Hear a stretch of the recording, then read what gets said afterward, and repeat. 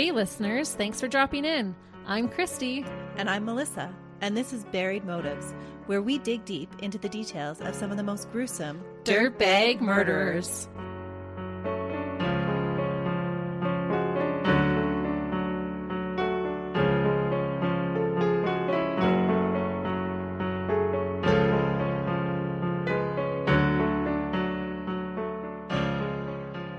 Hey listeners, Welcome back to Buried Motives. we are glad that you are with us today because it's our second anniversary, right? It is. We recently brought you our 100th episode, which now brings us to another milestone, which is our second birthday. We have been chatting with you all about the most gruesome dirtbags for 2 years. It's hard to believe. It is hard to believe that it's been that many episodes. It's true. So we just wanted to say thanks to all of you for sticking with us and telling your friends, because sharing is caring. We love it when you share our podcast and give us reviews. It's much appreciated. I just can't believe there's this many dirtbags to cover. We haven't even scratched the surface 2 years in. It's true. I feel like we could do this for 20 years and still not run out of dirtbags. It's just crazy. It is. And for today's case, you have something special for our birthday, don't you? Well, I do. Since we are celebrating 2 years, I decided I couldn't just bring us one dirtbag today. I had to bring you two. But this killer duo is unlike any we have covered. Typically, we cover a love-struck duo or two perverted creeps. But today, I am bringing you a mother and son combo straight out of the crime vault. No way. It's very unique. And you know how we talk about killers having unusual relationships with their mothers? This is definitely going to fall under that category. You know what it has me thinking about is when we did that locked room in my basement and we put up that picture of the mother that was breastfeeding her son in was it the Wendy's? Yeah, and he was like in his 30s or something. Yes. Such an unusual mother-son relationship. Yeah. That's all I can think of. That's who I'm picturing right now. So as you tell this case, that's who I'm going to be thinking about. Now I will be too. Actually, I won't because I know so much about these guys, but I can see why you would think that, and hang on to your boots because this one's probably going to leave a lasting impression as well. This mother's greed and entitlement mixed with her lack of care for another's well-being is bad enough. But seeing how she raised another human to be just like her is deplorable and really gives a solid argument to the nurture side of the nature-nurture debate. She molded herself a partner in crime. That's just crazy, but it makes me wonder why it doesn't happen more often. It's true. I think usually dirtbags are hiding their crimes from their families more often than putting it right out there and getting them to join in. Right. They're wearing that mask that we talked about last week. Totally. I am not convinced that this son would have turned out the way that he did had he not been under his mother's influence. That being said, he did what he did, and I believe he got what he deserved. Many people disagree with me, so I am curious what you and our listeners will think. I'm already leaning towards, if he's an adult, he's an adult. Yeah, that's how I feel with it. But I do see the point that had he not been under his mom's thumb, he probably wouldn't have turned out this way. So he was totally manipulated? Oh, totally. And unable to make his own choices. No, I feel like he's responsible for his choices. You still know right from wrong. I guess it's that debate of whether knowing right from wrong is intrinsic or not. Or is it something that you're taught? True, but when you're hiding your actions, you know it's wrong. That is very true. We'll see what you think by the end. We are covering the case of Sante and Kenny Kimes. To do this, we need to start with Sante. I am going to go over details in her childhood that will mimic a lot of what happens in her adult life, which I found super interesting to see these parallels. And just as a little disclaimer here, half of the documentaries and things that I saw, news programs, said Sante and the other said Sante. So I'm just going with Sante, but if I say it the other way, that's just what it's going to be. It was hard to get a proper pronunciation for her. And it probably depends on who's presenting it. Right. And even from very reliable sources, it was differing. Sante was born on July 24th, 1934 in Oklahoma City in the United States of America. She was the third born out of 4 children to Mary Gertrude Van Horn and Prama Mahendra Singhs. Mary was born in Illinois and was of Irish and Dutch descent. Prama was born in Punjab, India, and then immigrated first into Canada and then into the United States, where he met his wife. At the time, many people, including Mary's family, were not thrilled about the idea of an interracial couple, which is really sad. People need to stop that. When Sante was just a toddler, the family moved to Southern California. Soon afterwards, in 1934, when Sante was only 3, her father abandoned his family. Mary was left on her own to raise 4 small children. And this is where I'm going to add another disclaimer. There were differing accounts as to what happens next in Sante's childhood. I found interviews with Sante's sister, a university study, Sante herself, and accounts written by her firstborn son. They seem to differ slightly, so I did my best to piece it together. And I think that's common because you just have so many different people's perceptions of what they had heard or what they knew. Exactly, and what they're willing to even talk about. Right. Some accounts claim that Mary had turned to sex work to support her family. The interview with her sister Retha did not sound like this happened, but she is from the generation that typically did not openly talk about things like this, so I am unsure if it was just conveniently omitted from her account. The late 30s and early 40s might not have given Mary, an unwed mother of 4, many options. One factor that makes me think that this could possibly be true is that Sante said she was molested by several adults starting in 1942 at the young age of 8. This molestation was not an isolated event and was committed by multiple men. If Mary had men coming and going from their home, this could explain the elevated risk that Sante was being subjected to. I can see how that would happen. Another factor that I think supports this idea is that eventually it is said that all 4 children were removed from the home. Some were placed in foster care and others were even adopted, including Sante. Again, though, I did not hear the sister Retha speak about her mother being in sex work. She made it sound more like Sante was just always a troublemaker, and this was not an untrue statement. She absolutely was a troublemaker. Retha recalled on an A&E documentary that Sante would say to her, quote, "It's time for the fire," and then would hold a lit match underneath each one of her sister's fingers. If Sante felt like Retha did not endure this torture the right way, she would start the process of going from finger to finger all over again. What? Yeah. At what age? This is young. This is under 10. And she just liked to inflict pain? She does. Ooh, that's disturbing. And Retha said, yeah, if I did it wrong, she had to start over. What's the right way to endure pain like that? I don't know. Maybe if she flinched or pulled her hand away, she didn't elaborate. Wow. Retha also stated that Sante loved to torture the animals on the farm that they grew up on. While the goats were tied up, Sante would take hat pins and shove them into the hind quarters of the goats. Hat pins were commonly used during that time. They typically had a decorative head, and the pin part itself would average between 6 and 8 inches in length. So not a tiny little pin are we talking about. No, that would cause so much pain. And then even afterwards, how did they live through the infection part? I don't know. Sante would also target the farm dogs. She would catch one and then clip clothespins on their noses, ears, and genitals. Retha said, quote, "My sister enjoyed hurting living things." And I'm sure many of you likely noticed, but these behaviors, fire and animal cruelty, give Sante 2 checks out of the 3 in the McDonald triad. I didn't read any reports of bedwetting being an issue. So I think it was just the 2 out of 3. 2 out of 3 ain't bad. Or in this case, is bad. It is bad. This is when you don't want points.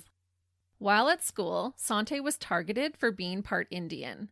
So sadly, she did not have any friends. School was rough, but home was even worse. Retha disclosed that Sante and their older brother seemed to be too close for comfort. Ooh. They openly caressed one another, and Sante would sit on his lap. It's so hard, though, when you have a child that's sexually molested at such a young age. That just becomes almost an acceptable behavior.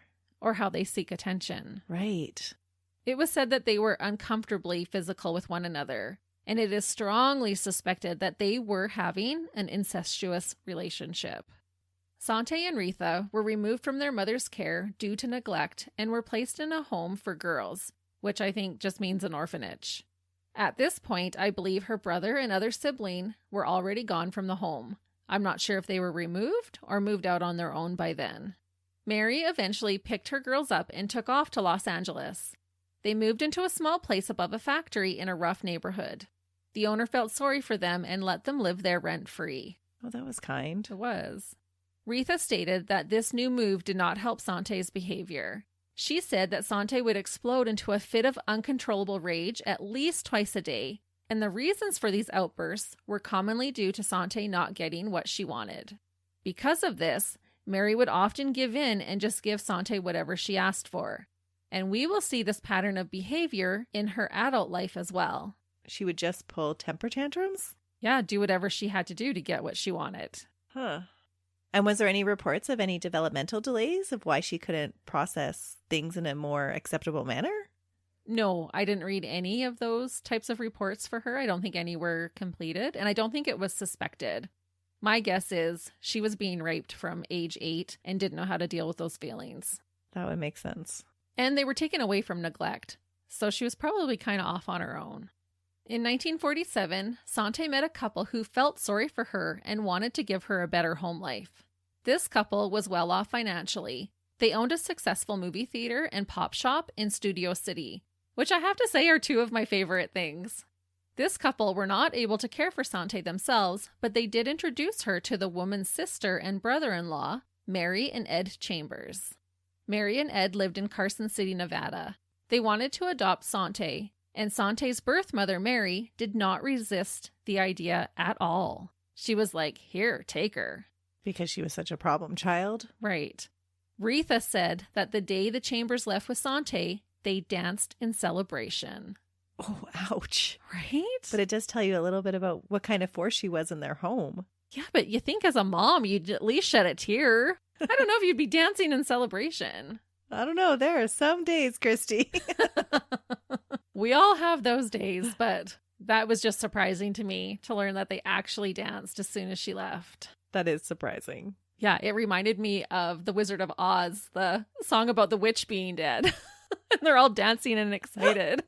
Well, it sounds like she was quite a handful. She was. But usually as a parent, you want to help your child, not just farm them off to somebody else. Not that we're mom shaming, but... Sometimes you just feel like you have to, like somebody else will just be better at this job. Right. But I would still feel sad if that was the case. I don't know that I'd be celebrating.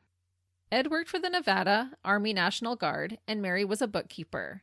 Sante was around 12 or 13 when they adopted her. Not only did she gain new parents, but she also gained a new brother, Howard. The Chambers had previously adopted him. He was 7 years old when Sante joined their family. So she got a little brother. This new family of Santes were considered socialites in their community. Despite Ed having a bit of a drinking problem, they had money and were always on the invite list. Sante was in her glory, and with this new status, she even changed her name for a time to Sandy Chambers. I will say that Sante was a beautiful girl in her youth and young adulthood. She was conventionally very attractive. However, possibly stemming from her being left out because of her olive skin tone at her previous school, Sante started to wear white powder on her face. She could also now wear expensive and trendy clothing to help her fit in. Did it work? It did. For Sante, she was living a true life rags to riches story. She went from being Orphan Annie to living with Daddy Warbucks. Her newfound confidence helped her make friends for the first time. So this all sounds pretty positive. It does, but it's not going to stay that way. Obviously. But where does it go wrong? It goes very wrong. The rags to riches story just ends when it's all good. But sometimes it's not always what it seems. Sante should have been in her glory, but instead she resorted back to her sadistic ways. Now with some type of popularity, she became the bully. One of her school victims recalled that she had people hold him down while she pulled off his shoe and sock and placed a match between his toes. She would then light the match so it would burn between his toes. He said he could tell she got enjoyment out of his pain. That's beyond being the mean girl. Oh, for sure it is. Sante became best friends with a girl named Ruth. Others stated that Sante used her because she could control her. Ruth would do and go along with anything Sante suggested. Sante enjoyed having a minion to control. Sante's shenanigans soon turned criminal when she was caught shoplifting at age 16 in 1950. Sante stole a lipstick despite having the money to pay for it. Sante didn't face any repercussions for her shoplifting, And my assumption is because of her family name. Do you think it would have made a difference had she faced repercussions for her actions or been held accountable? Or do you think she's just off the deep end and it doesn't matter what's going to happen? She's just going to do what she wants to do. I 100% believe it would not have made a difference because she does face some repercussions in her life and it doesn't make a difference.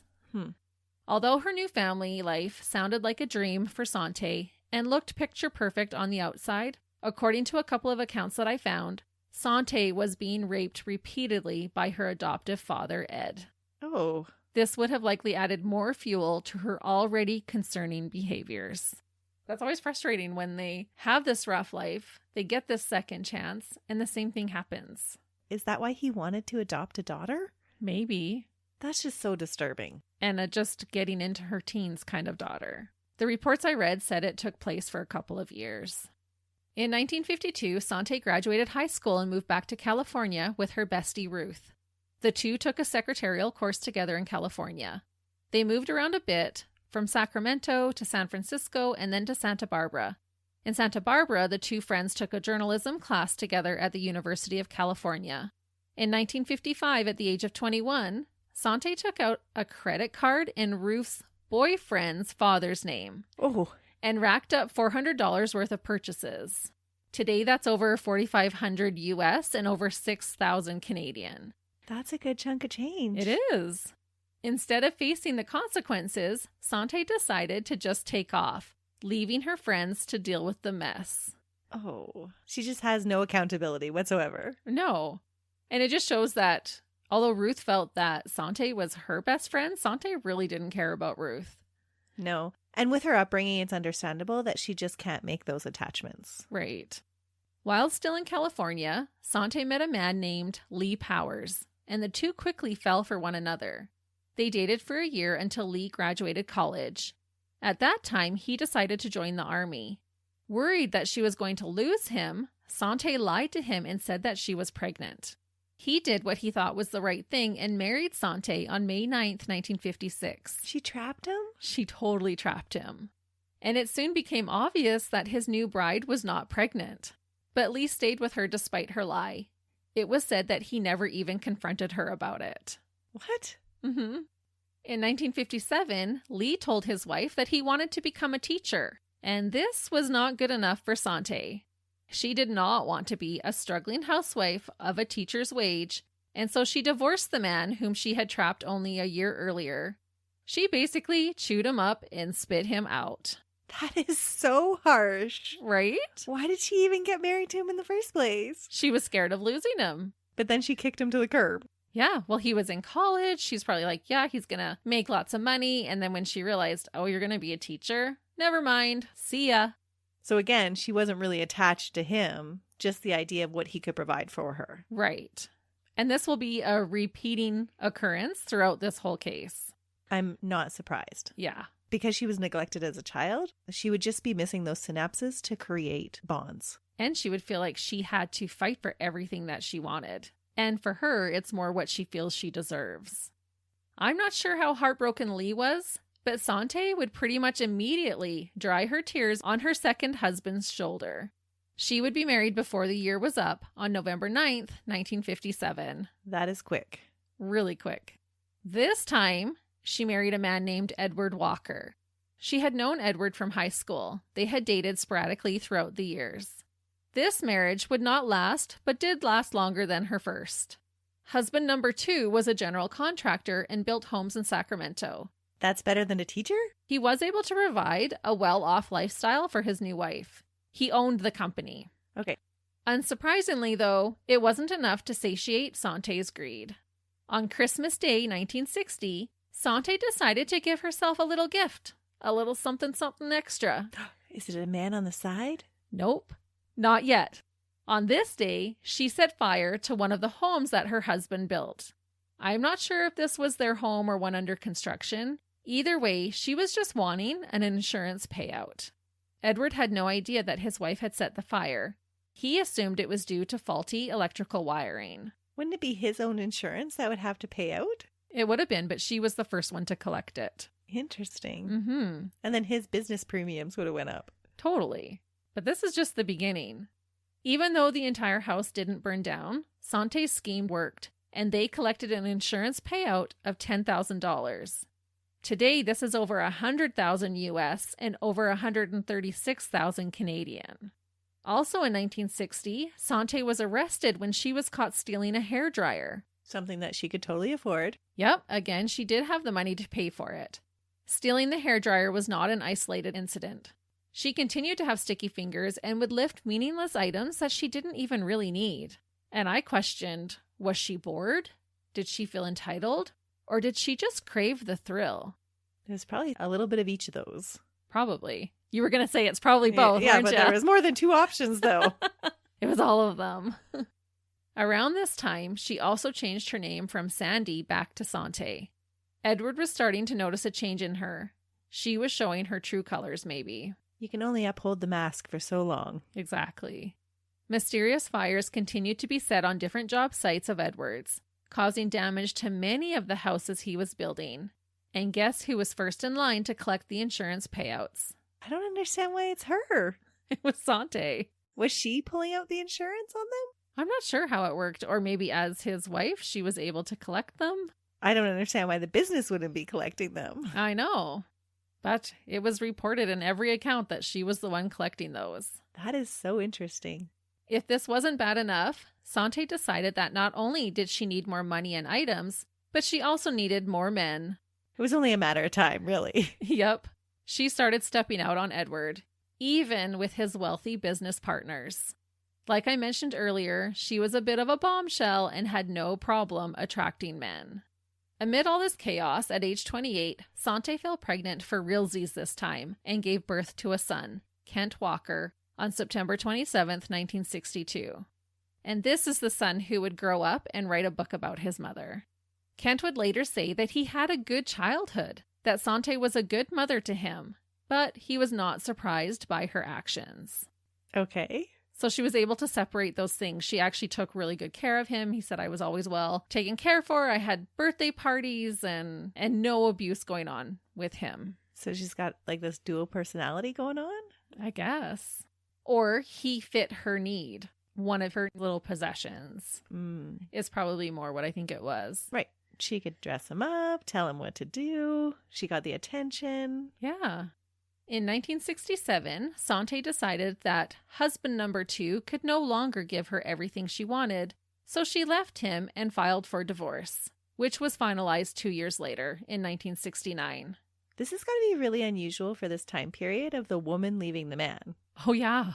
And so many times. Yeah. And just basically like a man-eater, literally chewing them up and spitting them out. Just using them for what she wants them for. And then, see ya. Yeah, as soon as she's done with him, okay, bye. I don't need you anymore. However, Sante seemed to have the attitude of, I don't want him, but I don't want anyone else to have him either. She's possessive. She's greedy. She's a greedy little dirtbag.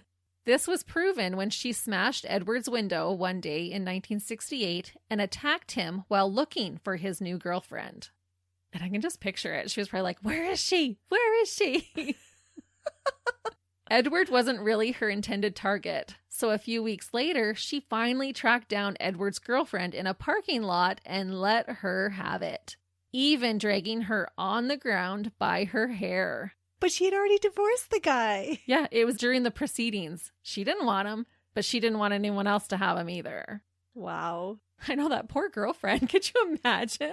I don't know if any new relationship would be worth that. Well, at least wait till the guy is fully divorced. That's true. Well, they had been separated it took 2 years. Oh, okay. Yeah. So it's not like she's knocking right on the heels of Sante. I'm not sure, to be honest, when they got together, but she had moved on too. She had a boyfriend. Yeah, it's totally true. I can just envision the drama of that. Right? I shouldn't laugh. But you know when people are like, oh, my ex is crazy? Edward's ex really was crazy. On Christmas Eve of the following year, Sante got her then boyfriend to shoot blanks with her at Edward on a mountain road. What? To justify this, she said he had turned on her. There is a lot of chaotic things that took place over the next few years, but we do not have the time to go over them all. Just know it was more of the same. Theft, fires, and mayhem. She was wild and brutal about it. how did she convince her boyfriend to go shoot at somebody else? She must have had some kind of charm about her. Hmm. It was said that she could use what the good Lord gave her to get what she wanted for men. She had that power over them. Mm-hmm. The feminine wiles. Right? And if her mom was in sex work, she may have seen her mom using some of those same techniques with the men that she was bringing home. Oh, I never thought about that. I didn't till just now either. Sante and her son Kent moved around a bit, and when he reached the age of 10 in 1972, she started to get her son to sneak into houses and steal stuff for her. Part of a mother's role is to instill values and give advice to our children in hopes of them becoming good people. Kent recalls his mother telling him to marry for money. Love and looks didn't matter. That seems like it would be her advice, because that's the advice she was following herself. Exactly. Sante proved to her son that she believed this when she made the plan to find a millionaire and marry him. So now she's out on the hunt. Yes, she's definitely on the hunt. And her son knows about it. Yeah. Okay. And he's like 10. It's just wild, this whole story. That's too much information. I know. But she's like, yeah, you gotta marry for money, and I'm gonna show you how to do it.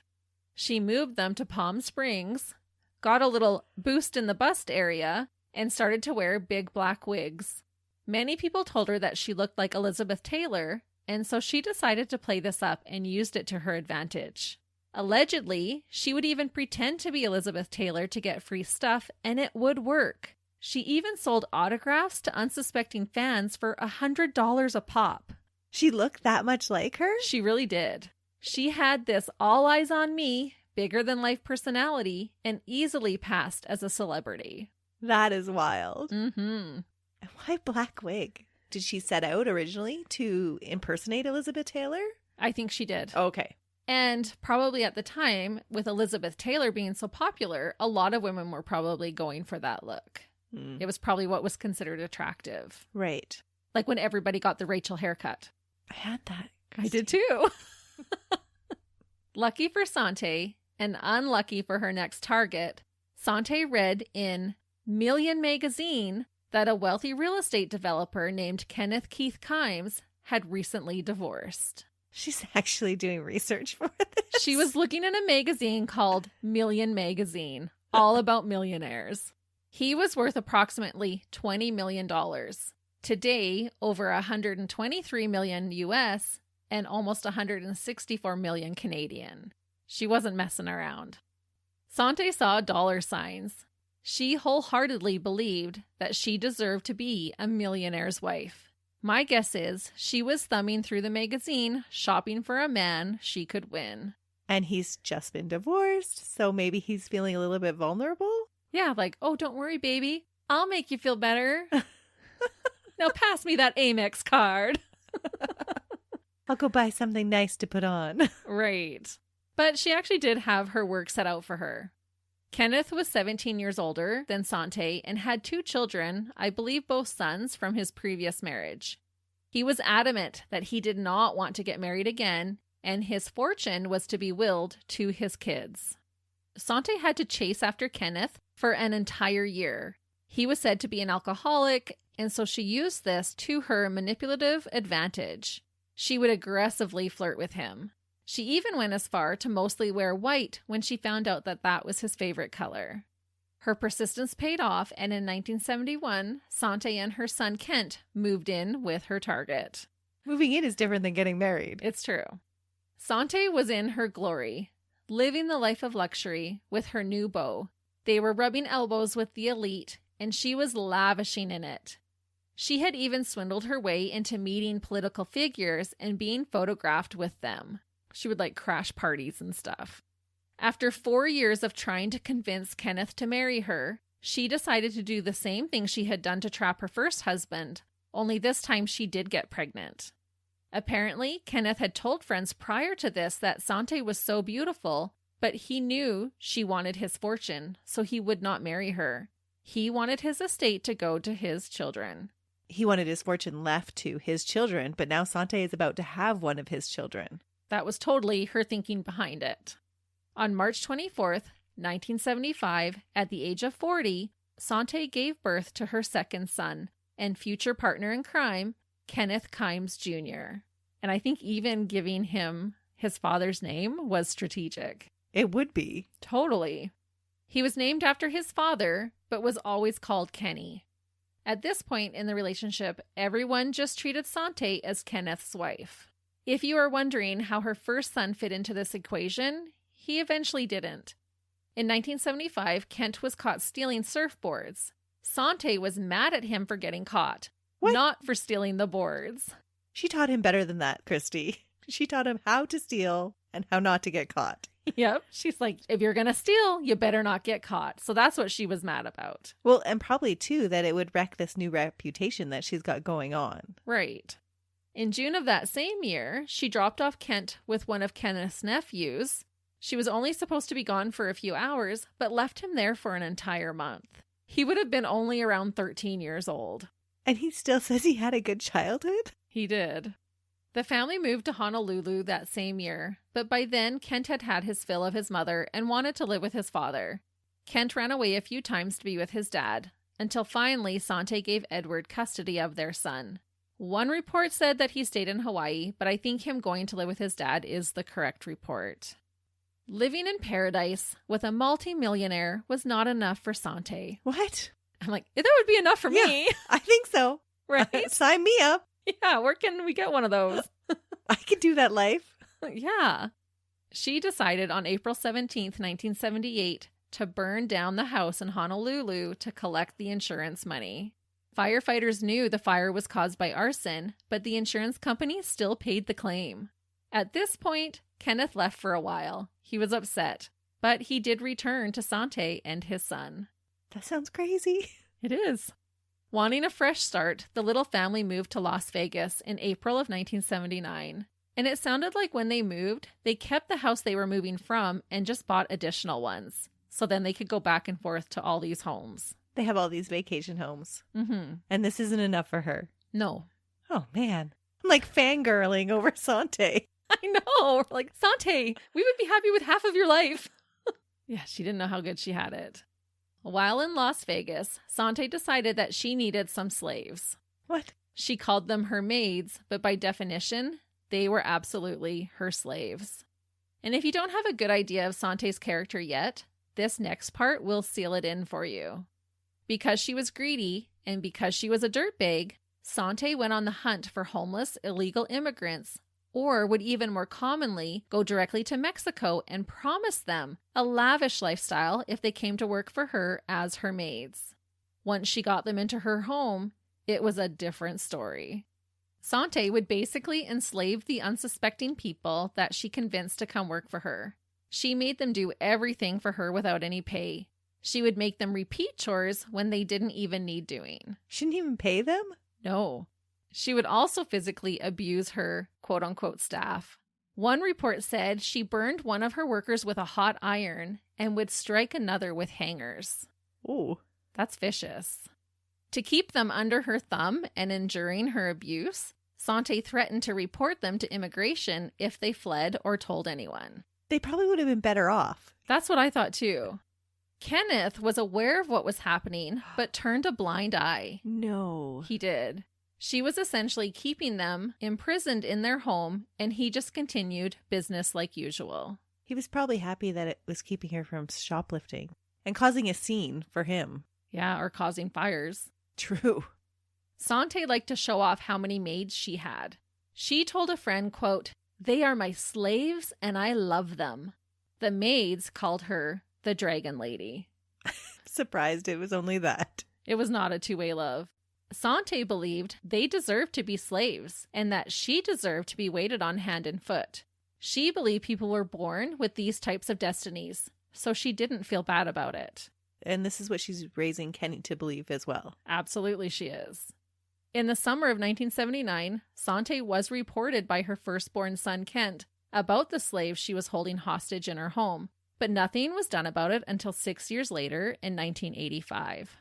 During that summer, a maid that Sante had smuggled in from Mexico managed to escape and blew the whistle regardless of the threats against her. Sante and Kenneth were both charged with federal slavery, 17 counts of involuntary servitude, and transporting illegal aliens. How brave of that one person. Right? Yeah, I can't imagine how scary that would have been for that maid. 7 maids testified at the trial saying they were not allowed to leave the premises from their multiple different homes.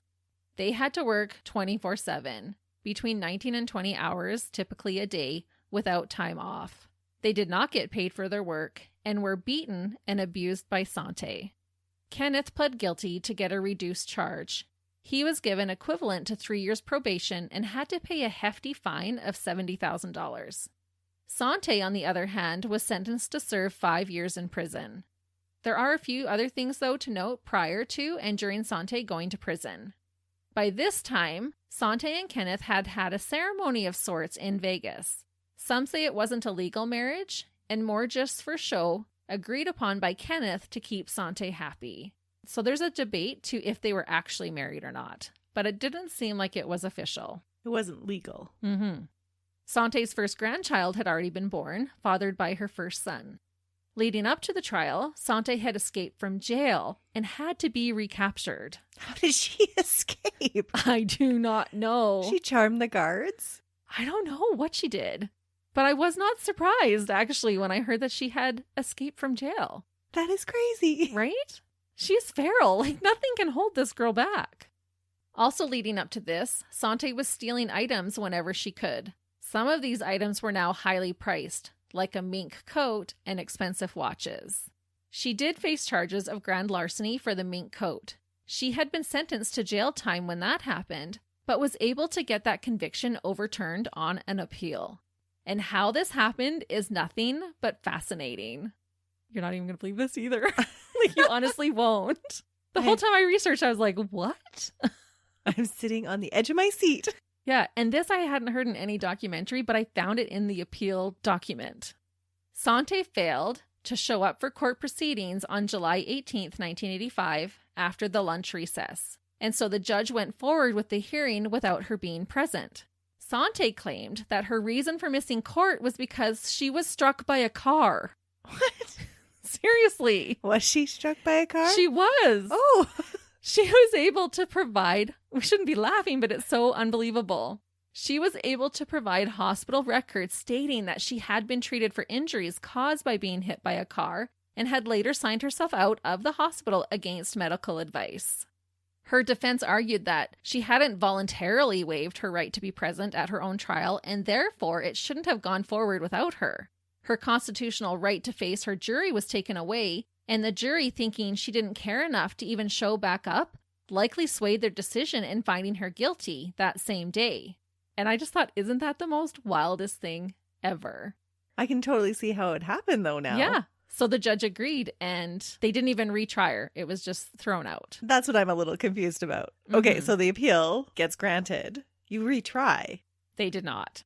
She was originally sentenced at the time and didn't have to serve it. I guess the mink coat wasn't worth enough money to do a whole new trial over. It would probably cost more than the mink coat to do a second trial. Well, probably even to do the first. But... True. Concerning her second-born son, Kenny had immediately become the apple of Sante's eye. He was referred to as her little prince. Well, he was her meal ticket, really. Oh, it's true. He was an expensive little investment. She showered him with gifts and affection and believed he could do no wrong. She felt he was too good for regular school and had him taught privately. One of the tutors later stated that Sante had become violent with her when she taught Kenny the story about the little boy who cried wolf.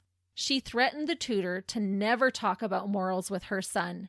She said that there was a time to lie and a time not to lie, and that she as his mother would be the one to teach him that. That's quite the stance to take on parenting. Right. But she literally grabbed this tutor by the arm and chucked her on the bed and scolded her. Was this one of her slaves? No, this was the tutor that they had hired for Kenny. And Kenny was just excited to share with his mom and dad about this new story that the tutor had taught him. They had been reading it that day. And she was just so against any exposure to morals that she flipped out. Yeah. Because she's like, this is not a true book. There is a right time to lie. And that's my job as his mom to let him know when. Wow. Yeah. I can see how you were saying that he was kind of groomed for this. Totally. A neighbor said that her child would sometimes play with Kenny. She said about Sante, quote, "You just knew she was strange. The moment you spoke with her, you just didn't want your child to be in her company. She had a condescending attitude." When Kenny was little, she didn't want neighborhood kids to play with him because he was a quote-unquote genius. Okay. So very much this holier-than-thou kind of attitude. Right. Goes along with the condescending nature. Mm-hmm. With Sante officially locked up, she was convicted of 14 counts of slaveholding, escaping from prison, and transporting illegal aliens. Kenneth was now able to finally bond with his son and give him some sort of normalcy. And how did that go over? Really well. Oh, really? This child isn't completely feral like his mom? No, and this is where I feel like Kenny was molded into this, because things go really well during this short period of time. Kenny was 11 when his mother went to a high-security California prison. His father immediately dropped the private tutors and enrolled him in St. Viator's Catholic Elementary School in Las Vegas to start grade 6. Because remember, they had different houses, so he took him to Vegas. And Sante was in California, so I think that was on purpose. He allowed Kenny to play freely with his friends. Kenneth even had a pool installed on the property for them all to play together. His house became the place to hang out. A friend of Kenny's later said that this period of time without his mother was, quote, Kenny's golden years. He said that Kenny's father was very kind and good and treated them all well. Reports indicated that Kenny enjoyed this time. He was happy being out from under his mother's domineering hand. Without his mother around, he was able to develop his own interests. He could play sports and talk to girls, and more importantly, he could finally develop a deeper relationship with his dad. It was said that they became very close during this time. She is not going to like any of this. Oh, she does not. Had Sante stayed in prison, Kenny's life would likely have turned out completely different. Sante was released early on December 11th, 1989, after only serving 3 years for her crimes. Well, that sucks. And even 5 years was too short of a sentence for enslaving people. As you could likely guess, Sante did not learn her lesson during her time out, and almost immediately was back to her thieving, fire-starting, dirtbaggery ways. She vowed to never go back to prison again. She broke the golden rule. She got caught. That's right. Sante being released was said to be hard on Kenny. His father stepped back and took a submissive role once again with his wife, and Kenny was again under her control. She put a stop to the things that were now taking place in Kenny's life that he enjoyed, calling them bad influences on him. That's the pot calling the kettle black. So ironic. She yanked him from his school and shut down his friendships. It's just so sad. It really is. Allegedly, it was during this time that Sante committed her first murder. However, this was never proven, and she was never charged. She had hired someone to set their Honolulu house on fire, as well as her lawyer's office on fire, because he had papers that could further incriminate her. It is believed by some that she killed a man named Elmer Holmgren because he told a friend about helping to burn the lawyer's office. It is thought that Sante hit him on the back of his head with a hammer inside a car. He was in the front and she was sat behind him. His body was never found, and again, this is alleged, not proven. You're listening to a Crier Media podcast. Keep up to date on all the news, sports, and podcasts with our newsletter. Sign up now at criermedia.co. In July of 1992, Kenneth and Sante again take their shot at a fresh start and move to the Bahamas.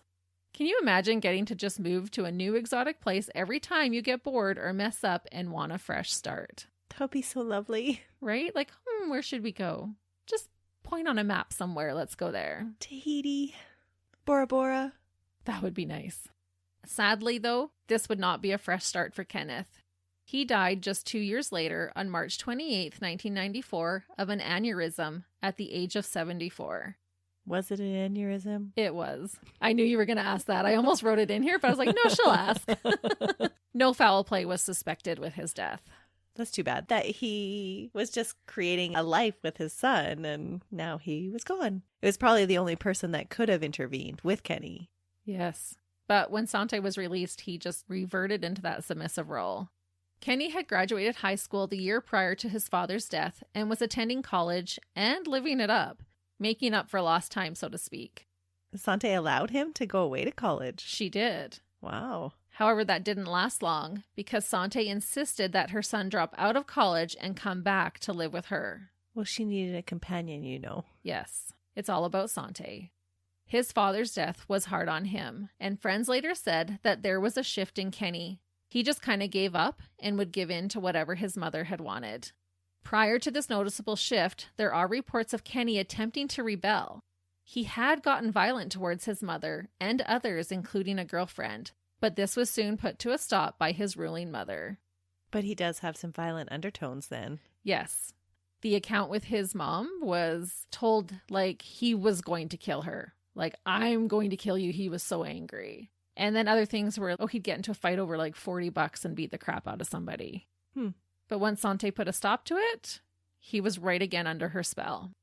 Instead of finishing college, Sante and Kenny started selling Cuban cigars, a business venture that did not appear to be on the up and up. They also carried out a plethora of con jobs. They stole a car in Cedar City, Utah, with a bad check and swindled money out of anyone they could, even going to the extent of filing lawsuits against as many people as they could, including a plastic surgeon. Why? Aren't they well set up after Kenneth died? They have all these houses. I'm sure there was some inheritance. Well, that's what you would think. After her partner's death, Sante was furious to learn that Kenneth had not changed his will. Oh, so everything went to his two sons. Yes. His entire fortune was left to his two kids from his first marriage. Not a dime was left for Sante or her precious Kenny. Well, he was true to his word. Yep. And I don't know if this was intentional or if he just never got around to it. I'm surprised she didn't somehow forge something. Well, she doesn't just give up. Sante was not okay with this and would not take this punch laying down. As we know, she believes she deserved the lifestyle that she had become accustomed to. Sante slyly convinced Kenny to go with her to the Bahamas in 1996. She knew that Kenneth had an offshore bank account there and wanted to try and empty it. She thought she'd be sneaky. An officer of the First Cayman Bank, a 55-year-old man named Syed Bilal Ahmed, was on to them, causing Sante's scheme to go awry. Syed was from the Cayman Islands and traveled to begin looking into the discrepancies between the accounts. He was last seen on September 4th, 1996, having dinner with Sante and Kenny to discuss Kenneth's bank accounts. He had told his family that he was meeting with the Kimes, and restaurant staff were able to confirm that the three of them dined together. That's quite the banker. Well, this is not a small account. It's not a small amount of money. Syed's luggage had been removed from his hotel room, but it was just like he vanished. Sante and Kenny were long gone when police started their investigation. Again, no proof was found, but Kenny would later admit that they murdered this man for figuring out their con. And we're going to go into a little bit more detail on this later on. Becoming desperate, Sante turned to her old tricks and burned down her Las Vegas house for insurance money on January 31st, 1998. However, Sante had pulled a con regarding the house just prior to burning it down. This weasel managed to put the deed of the home in their friend's name, a 65-year-old man named David Kasdan. She then took out a large loan for over $200,000 against the home, also in David's name. He had no idea until he got a bill in the mail for his first payment due on his massive loan. And I heard that it was like $280,000, which was a lot for that time. And can you imagine opening a letter for a loan payment on a house you did not know you owned? It's just so shocking to me that that could even happen. Yeah, she was able to do it. She was good at her craft. Rightfully, David confronted Sante and was like, what the actual heck is going on here? She had swindled him, and he knew it. She tried to bully him into going along with her scheme, and he refused. A short time later, on March 14th, David Kasdan's body was found by a homeless person inside a dumpster near the Los Angeles airport. He had known the Kimes for 20 years. He had started out as Kenneth's friend. David had been shot to death. Police suspected the Kimes, but had no evidence to prove it. When Sante burned this house down, she had already put the name of the title in a man she met at a homeless shelter, Robert McCarran, whom she forced to comply with her con. Wow. 3 months later, Sante and Kenny set their sights on their next and final victim. Again in a magazine, Sante read about an 82-year-old rich socialite named Irene Silverman. The article said that she had recently become widowed.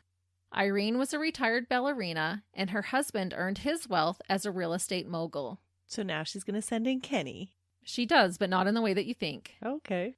Irene owned a luxurious brownstone in New York valued at $8 million and was renting rooms like a hotel. And today that is almost 14 million US dollars and almost 20 million Canadian. Chomping at the bit, any guesses where these two dirtbags headed next? To the brownstone? Yup, they headed to New York. Kenny, under the alias Manny Gurin, rented a room from Irene in June of 1998. The building was at 20 East 65th Street between Madison and Fifth Avenues and cost a cool $6,000 a month to rent. That's a lot of money for back then. It is. That's a lot for now, let alone in 1998. But I guess if you were renting a place that is worth like 20 million Canadian, it would be a hefty price tag. To try and fool Irene, Sante posed as Kenny's work assistant. It was said that Irene was immediately suspicious of Kenny. She said he smelled like jail. Oh, that's quite the description. Yeah, I don't know if that was a common saying, but He was sketchy. yes. It only took weeks before Kenny and his sadistic mother put their plan into action. On July 2nd, Sante managed to use false documents and a disguise to pretend that she was Irene Silverman and was astonishingly able to get a deed transfer notarized for Irene's property. What? With the mansion now in her name, the only thing left to do was to get rid of Irene. She actually had to put on a disguise and did this in person. These are not little schemes. They're not. Irene told staff and people at a dinner party on July 4th that she was going to finally evict this Manny character on Monday. He kept promising to provide her with references, but failed to do so each day. She also had noticed that any time he passed a security camera, he shielded his face. She had already told him to leave and had turned off phone service to his room, but he hadn't left yet. She's pretty with it. She really is. And that's why police suspect foul play, because it wasn't like she was this elderly lady who didn't know what she was doing and could have wandered off somewhere. Irene must have been following her gut feelings about him, which makes this extra terrible. She knew something was off with this guy and wanted him out of her house. Sadly, the next day on July 5th, Irene went missing. Her staff thought she was napping when they didn't see her for a while, but by 4:42, a staff member went knocking on her door and discovered that she was not there. She was described as rarely leaving her home, and when she did, she was always accompanied by a member of her staff. This set off red flag alarms for all who knew her, and police were promptly called. Sadly, she would never be found. Irene's staff told police they were suspicious of a creepy guy who had just moved into apartment 1B. Unsurprisingly, this creepy guy, Manny Gurin, aka Kenny Kimes, was nowhere to be found, and his apartment had been cleaned out. It was also noted that missing from the room that Kenny had rented was a large pillow, a comforter, and the shower curtain liner. They wrapped her up in her own belongings? They did. Police also discovered a roll of duct tape left behind and a new box of garbage bags with only 4 taken from the box. Okay, I'm not understanding. They seem so smart to run all these cons, but yet they're going to leave that much evidence behind. Well, technically, they just left the bags and the duct tape and had Right. taken the other things with them. But it screams foul play. It absolutely does, but it doesn't automatically connect them to Sante and Kenny. Right, because they're using aliases. Yes. How they got caught is right in line with this whole entire case.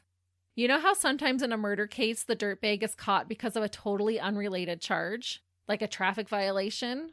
Well, the universe worked its magic in this case. Sante and Kenny Kimes were picked up by police the same day that Irene went missing outside the New York Hilton Hotel for a completely different charge. The bum check they wrote for the Lincoln Town car they stole came back to bite them in the butt. Oh, no. Had they just not stolen the car, they might have gotten away with it. Finding them at this hotel was not by accident. The FBI used an informant from their past to set up a meeting with the Kimes. When they showed up, authorities pounced. When the car was searched, police were able to find documents and papers linking them to various crimes, including the death of Irene. Sante had even written out detailed plans in multiple notebooks about what they intended to do to Irene. She had also made notes about other crimes they committed. I don't know if this was out of blatant stupidity, or were they pulling so many con jobs that she had to write it all down so she wouldn't mix up details? Or does she just need an outlet to brag about them? Maybe. I think she was trying to keep it all straight. The pair were also found in possession of Irene's keys, cassettes of her tape-recorded calls, wigs, masks, plastic handcuffs, a loaded Glock 9mm handgun, .22 caliber bullets, $30,000 cash, date rape drugs, and an empty box for a stun gun. I just don't understand. They were so smart, but yet they're carrying around evidence with them. Get rid of the evidence. Right? I don't know about you, but these are not things I commonly keep with me in my stolen vehicle. No. Right? Here, prosecution, lay it all out. Well, it just shows how confident they were that they were not going to get caught. And when Sante had gotten caught in the past, she didn't really have to face any consequences. That's true. Kenny tried to say that he didn't know the woman they were looking for and suggested to the officers that perhaps she was just out walking her dog. Officers stated that Kenny was so frazzled when they caught him that he wet his pants. Oh, no. Yes. If he didn't know the woman, how did he know they had a dog? Well, he's like, oh, she's probably just walking her dog. Oh. She did have a dog, though. They noted that him wetting his pants was highly unusual. Kenny's half-brother thinks that this was because it was the first time in his life that his mother wasn't in control of the situation. She was a professional criminal and had sucked him into her world. He never looked at himself apart from her. He was essentially her slave, her clone. Inside the room at the plaza, police discovered a black duffel bag that contained a loaded .22 caliber Beretta, along with multiple other pieces of incriminating evidence. Despite not having a body for that evidence, Sante and Kenny were arrested and tried for Irene's murder.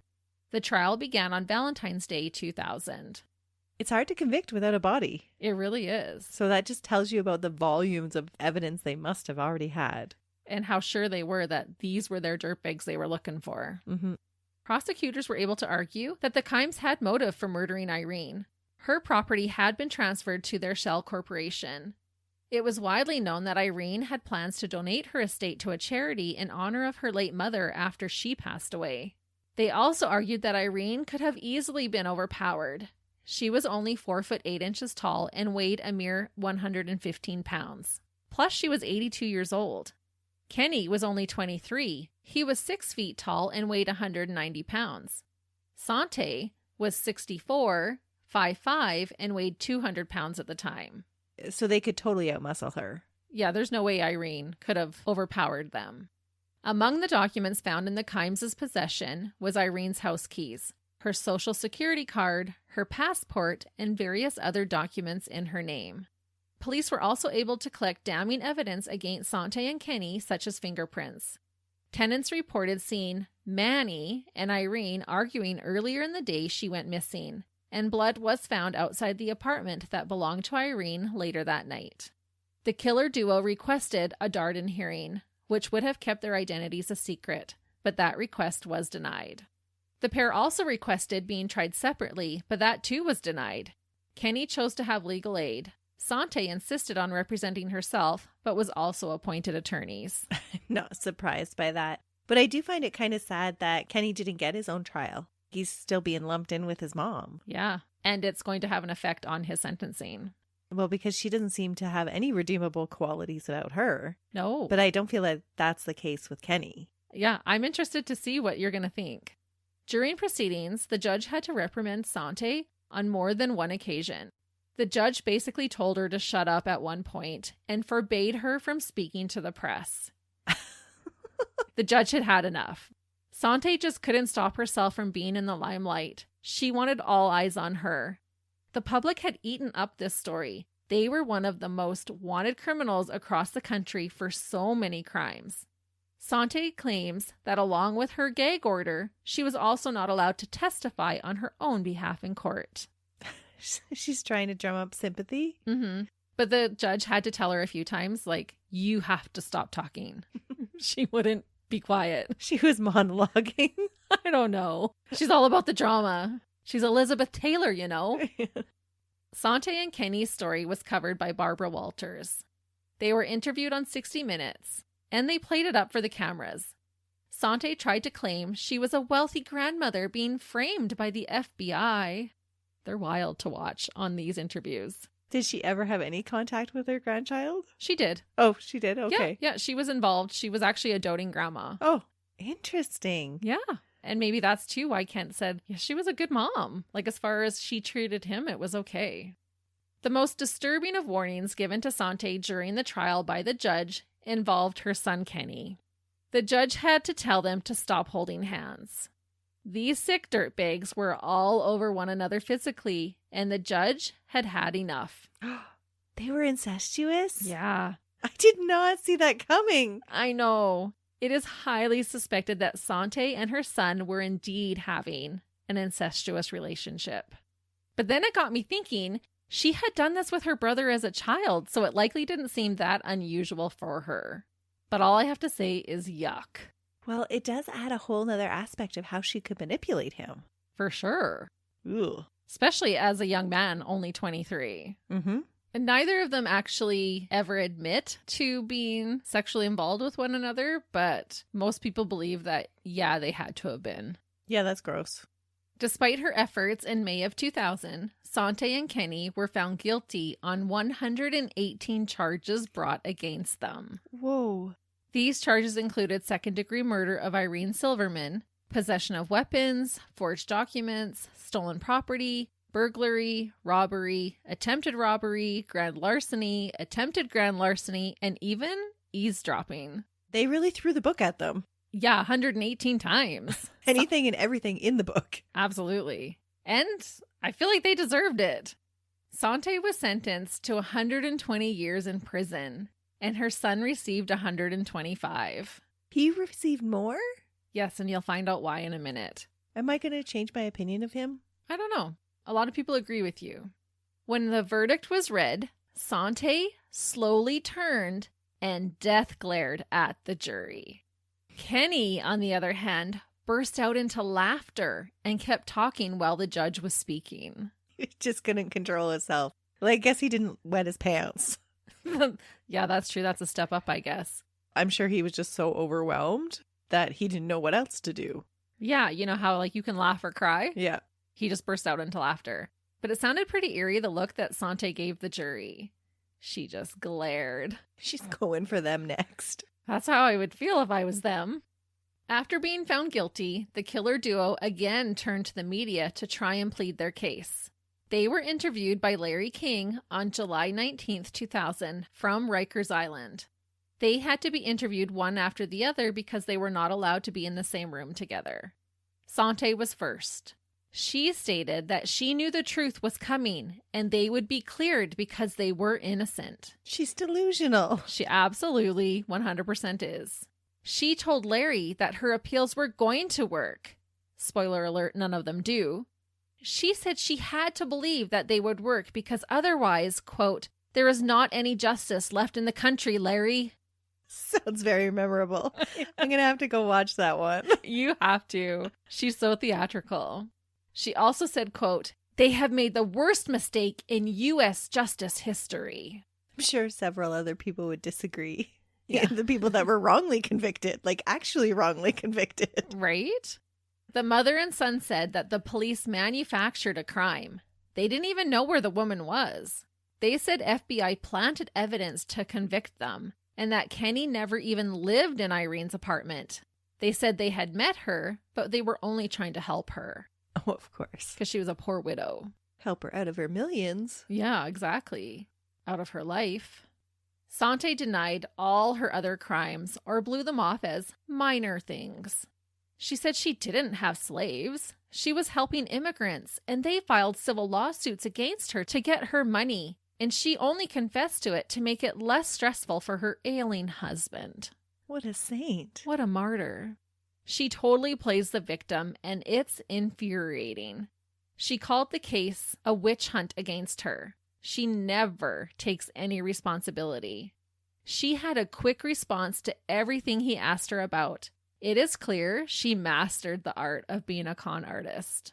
When Larry asked how Sante felt about her son, she said, quote, "Let me tell you about Kenny.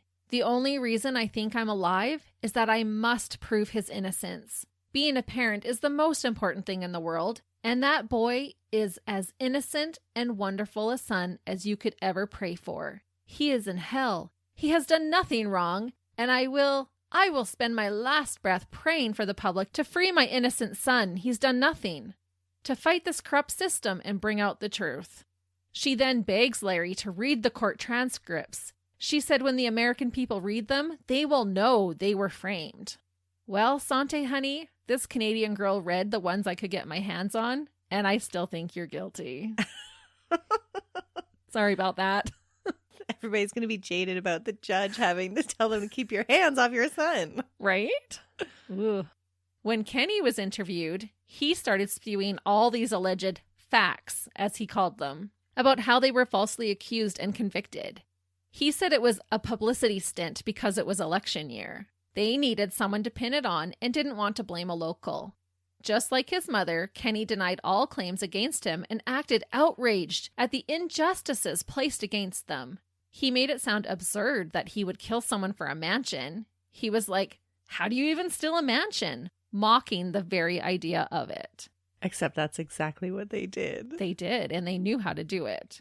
When asked about his mother, he said, quote, "Well, my mom is a wonderful, caring mother, and her world is me, and she is my world." Gross. After this conviction, and despite their public plea, the pair were set to still be sent to California to be tried for the death of David Kasdan. In one radical last-ditch attempt to save his mother, Kenny let his true colors show. He fell on the sword for her? No. What? Not yet. He does, but first, in October of 2000, Kenny grabbed a TV producer and held her hostage by pressing a pen to her neck for 4 hours. What? He did not want his mother to be sent to California because this time the court would be seeking the death penalty. The situation was eventually handled and Kenny was sent to solitary confinement. That is wild. But he was threatening to kill this young TV producer if they were going to send his mom to California. And she was on the next bus out of there to California, right? You're right. They weren't playing these games. The next month, Kenny made a deal to plead guilty to both murders in exchange for the death penalty to be taken off the table for both of them. During this process, he also told police that they had committed a third murder together. I'll summarize very quickly what he admitted about each murder. The bank officer, Syed Bilal Ahmed, was murdered by the two of them drowning him in the bathtub. They then disposed of his body into the ocean. Again, his body was not recovered, and neither one of them were charged with his murder. Under Sante's orders, Kenny shot David Kasdan in the back of the head with a .22 caliber handgun and then threw his body into the dumpster. To subdue Irene, the couple tasered her in the head, and then Kenny strangled her to death. They first wrapped her in the shower curtain and then placed her body in the garbage bags and threw her away. Kenny dumped her remains in a ditch at a construction site in Hoboken, New Jersey, but claimed he could not remember the exact site. Kenny tried to insist that his mother had nothing to do with the murders, but it was clear that even if he was the brawn, his mother was most certainly the brains and mastermind behind all their crimes. This was made certain by her detailed notebooks. There were 17 books in total. And they got them all because she left them in the car. Yep. Both were given life sentences for David's murder. Sante was sent to the Bedford Hills Correctional Facility for Women in New York. Her earliest release date would have been in 2119. Sante and Kenny are also suspected of murdering a woman named Mary Jacqueline Levitz. She was an heiress to a multi-million-dollar estate and went missing from Mississippi in 1995. Her body was never found, and no evidence linked her disappearance to the Kimes, but her case was eerily similar. But Kenny never admitted to that one. He didn't. But he admitted to all the other ones they did? Yes. And I'm not even 100% sure that Sante didn't have a physical involvement in these murders. I think Kenny was falling on the sword and Sante allowed him to. Even if that is exactly how it happened. I just can't say that I'm confident she didn't. Sante Kimes died in prison on May 21st, 2014, at the age of 79. Kenny is still sat, rotting away behind bars. The judge who sentenced Sante said, quote, "Sante Kimes is surely the most degenerate defendant who has ever appeared in this courtroom." I will end with quotes from Howard Saffer, the New York police commissioner at the time. He said on Larry King Live about the Kimes, quote, "They're the essence of evil. If you look at every negative that you could put together relative to human beings, people who don't care about others, people who engage in violence, people who steal others people's life savings. You know, if I had to rate the Kimes, scale of 1 to 10, 10 being the worst and 1 being the best, they would be a 10. These are 2 of the most cunning and probably 2 of the most evil criminals that we've ever dealt with." And that is the story of a sick and twisted, thieving, lying, and murdering duo, the Dragon Lady and her son, dirtbags Sante and Kenny Kimes. They are just awful. They are. And if you were thinking this case could be a movie, well, you are right, because it was made into one starring Mary Tyler Moore in 2001. Oh. Among inspiring and being featured on a plethora of other TV shows. There's a lot made about this case. Was there a Law and Order episode about them? There was a Criminal Minds. I don't remember, to be honest, if there was a Law and Order. There might have been. That was a great case, Christy, and it kept me on the edge of my seat the whole time. There were lots of twists and turns in it. Yeah, there was not even a dull moment while I was researching this case. It's just hard to believe that this was someone's real life and that they actually pulled off all of these things. Sante was a dirtbag for decades. But she was a dramatic dirtbag. She was. And she turned ugly in the end. Is that like the best justice ever? Maybe, but she did not age well. Her later pictures absolutely did not even look like the same woman as her earlier ones. Well, jail could do that to you. That's true. She didn't have her millions of dollars to put towards her looks, I guess. Well, she sued the plastic surgeon, so nobody else would work on her. And that wasn't even for a botched job. I think she had gone in for a nose job, and then she claimed that she had fallen off the table or something and got a concussion. Her head had been hit, and that's why she was suing them. So random. Right? Wow, what a crazy case. And we'll be back again next week when I bring you another one. But until then, see ya. Bye.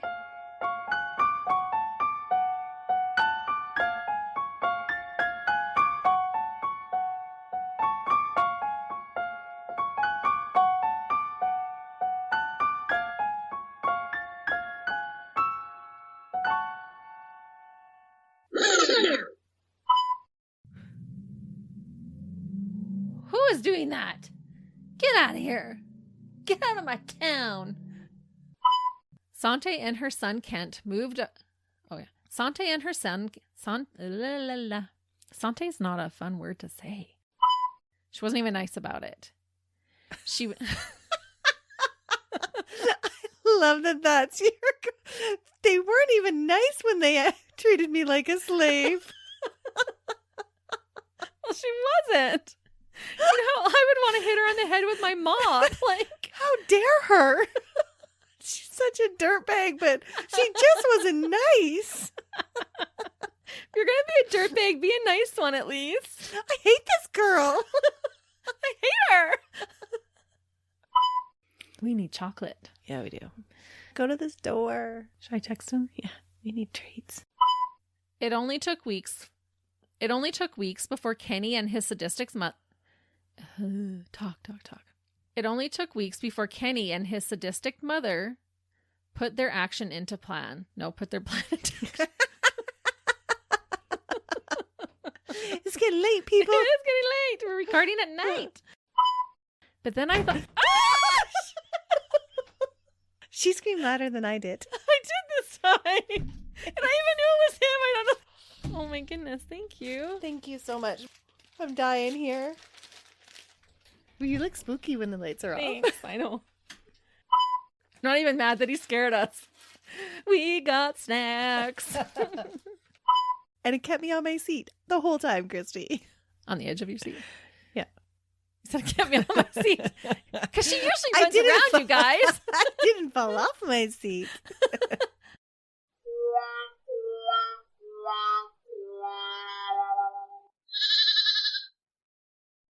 Another Sound Off Media Company podcast.